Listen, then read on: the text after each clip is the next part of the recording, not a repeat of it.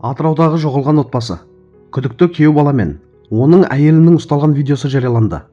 Қазақстан Республикасы Ішкі істер министрлігінің қызметкерлері шетелдік әріптестермен өзара іс-қимыл нәтижесінде Индонезия Республикасының Ломбок аралындағы Сенару ауылында аса ауыр қылмыс жасады деп күдікке ілінген ер адамды ұстады.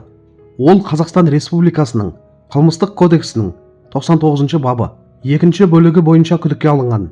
Бұл туралы inbusiness.kz сайты хабарлайды. Онымен бірге бұған дейін хабар ошарсыз кетті деп халықаралық іздеуге жарияланған бұрынғы жұбайы да анықталды. Желіде күдікті деп танылған азаматтың ұсталған видеосы таралды. Қадірлі көрермендер, бұл жаңалықты оқығанда адам еріксіз ойға қалады екен. Қанша жерден алыс елге кетсе де, күдіктінің ұсталғаны заңның өте жақсы жұмыс істейтінін көрсетеді.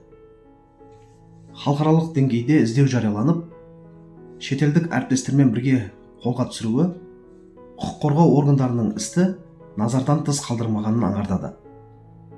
Дегенмен, істің мән-жайы өте ауыр.